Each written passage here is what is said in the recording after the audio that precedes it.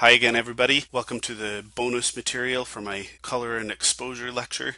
I think that this one needs just a little bit more clarification for some of you. This is totally optional material, but I've found that a lot of people are kind of struggling with this. So if you feel that you're struggling with color and how it relates to exposure, then this little segment will be helpful for you. We've talked already about how white light is actually composed of all of the colors mixing together, and that our eyes interpret that mixing together of all those colors as white. What other colored light is essentially eliminating parts of the spectrum. So this is kind of a different way of thinking about it. Hopefully will help some of you. So if I had a red light, I might have a spectrum that looks something like this, right? And it's going to be very strong, lots and lots of red light, but there might still be little bits of the other types of light in there. A pure red light, or something that essentially looks like this type of spectrum, is possible, but it's very difficult to get that. I think only lasers and something that has a certain type of filter on it can even achieve that level of purity. So I think that as a general rule, you're going to have a little bit more light in any given color.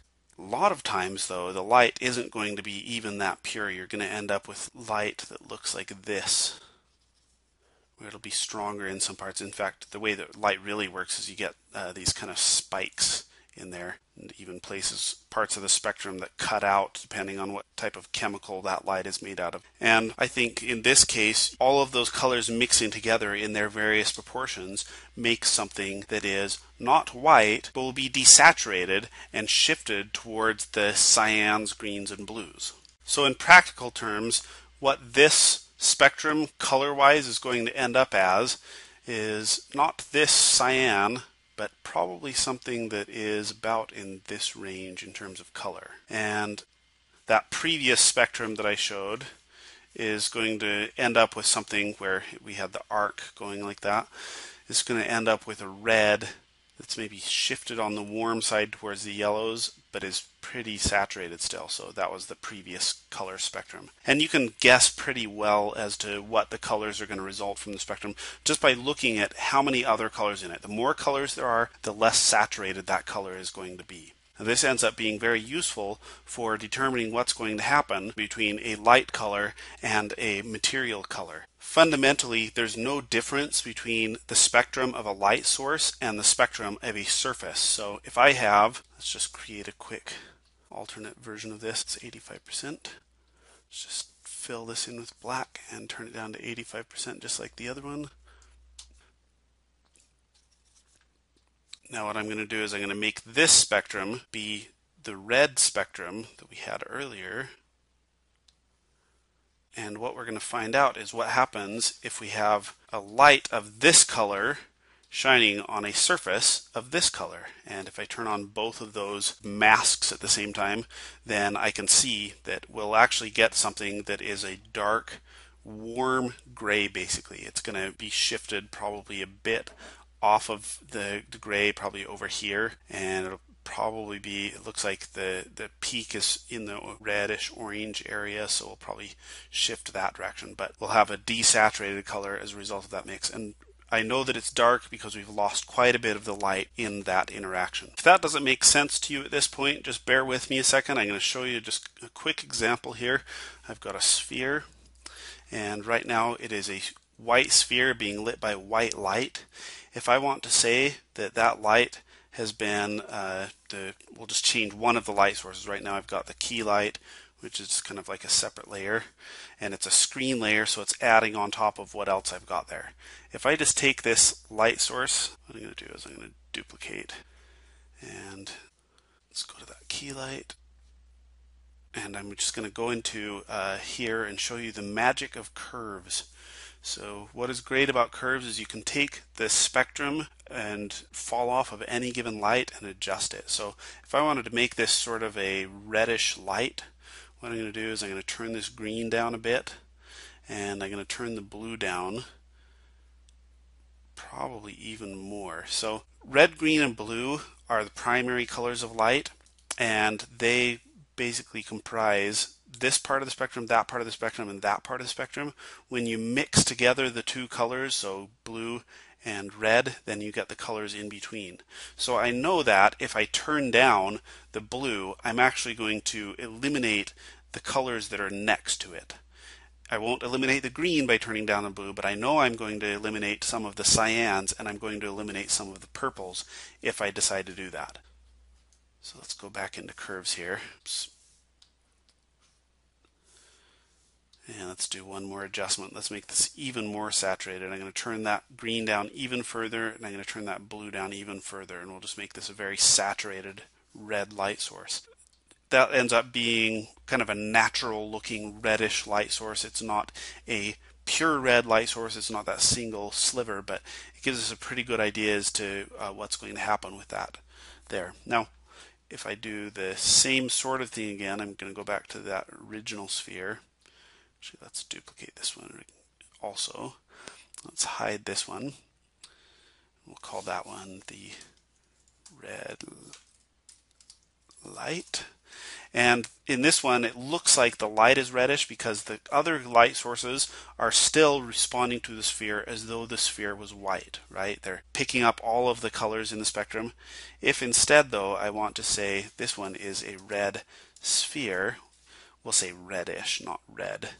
There's a couple ways you could do this. I told you about the multiply layer thing. That works pretty well, but you can see it doesn't quite work out the way that you would hope it would. It doesn't quite feel like a reddish sphere yet.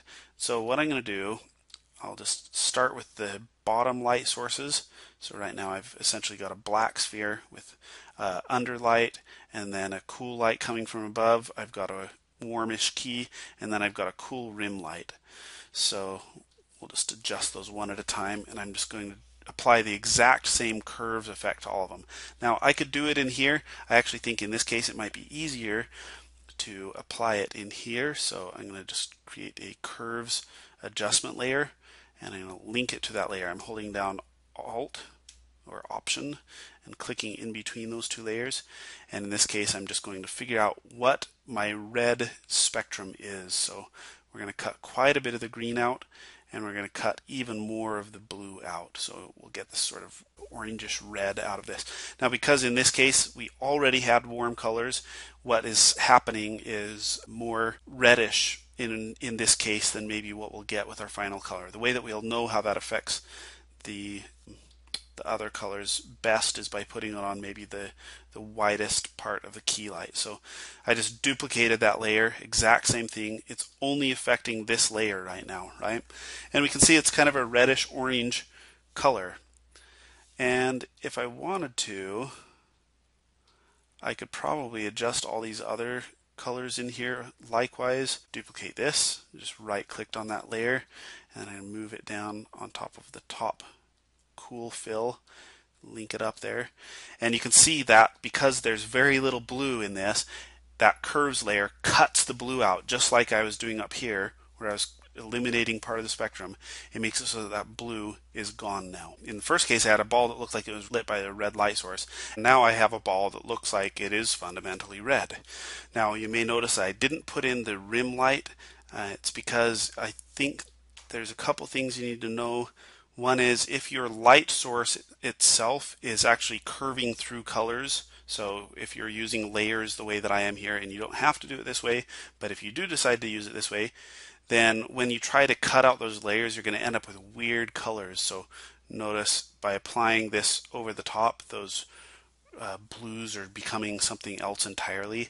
So what you may need to do in order to get that to work, if you want a light source that feels like it's overexposed, you've got to do that a different way. So what I'm going to do, actually, let's just drag this over here. This is more of a pure rim light, so it's just like a solid color basically, or more of a solid color at least. And now I'll apply it there. And so this is assuming something that is totally matte. There's no specular reflection. If there was specular reflection, you would get the blue there, which of course is something we'll talk about in the next lesson.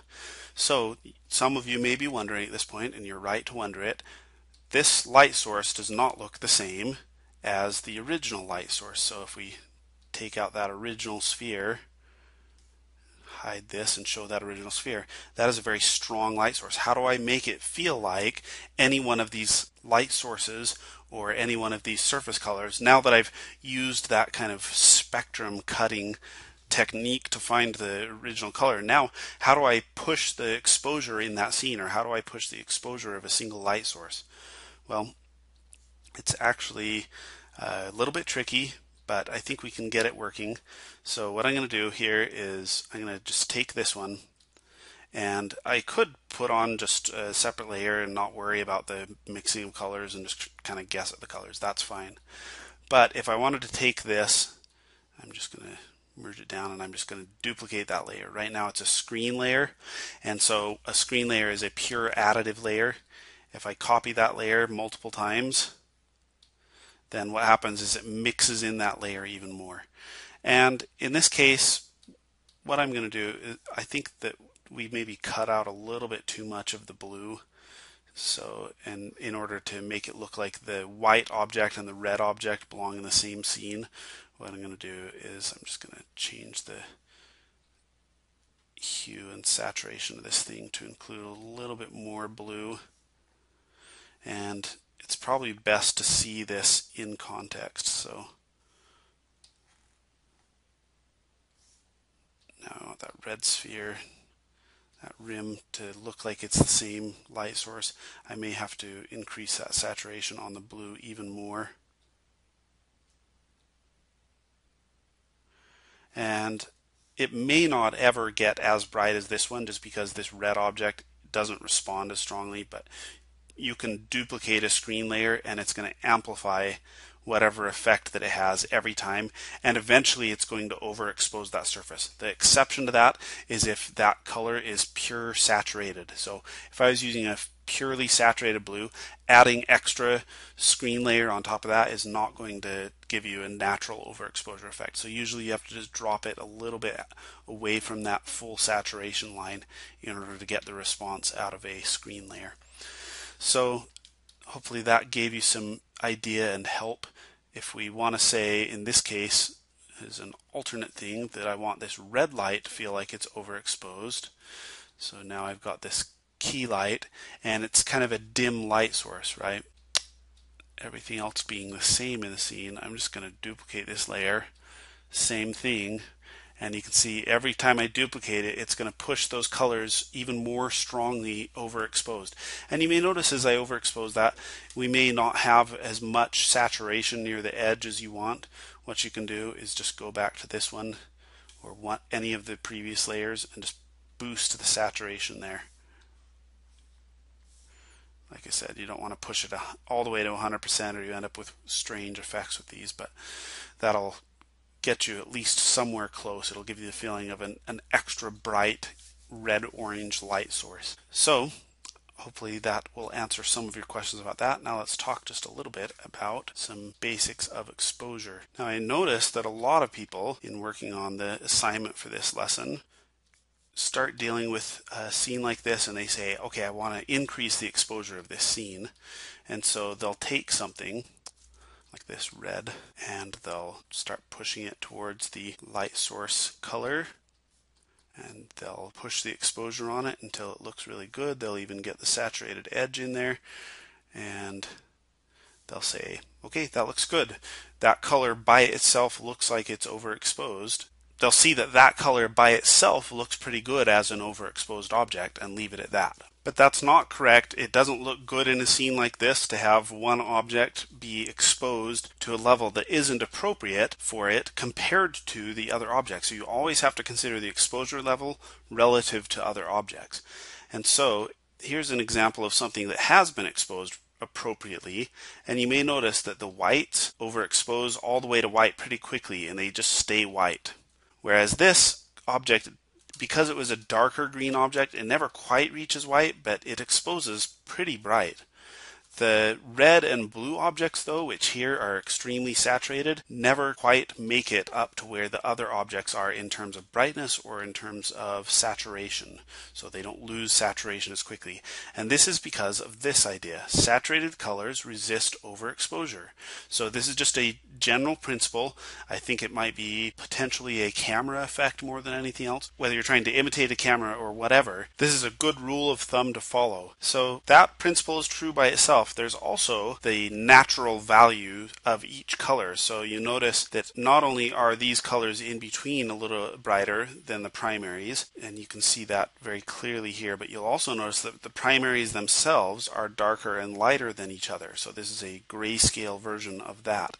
And you can see the same sort of thing here, although sometimes the color interferes with it. The yellow is the brightest and blue is the darkest, and everything else is kind of undulating up and down in brightness in between. So you've got to pay attention to what that specific color's relative brightness is. So in this case, green is a little bit brighter than red, and so it makes sense that the green would expose just a little bit faster than the red.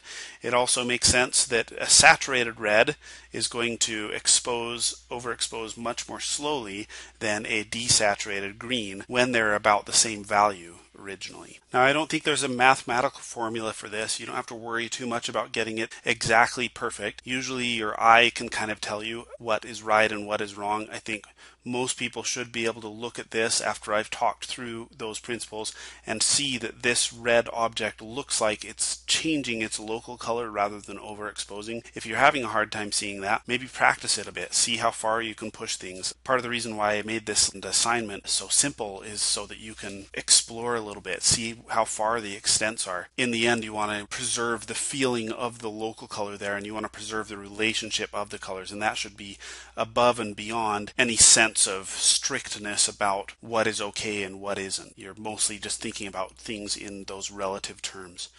One last quick thing I want to talk about is, first of all, bounce lighting should be from the local color and not the perceived color. When I say local color there, I actually mean the color of the light reacting to the surface, not the original local color. This is something that, even though we talked about it in the lecture, a lot of people struggle with.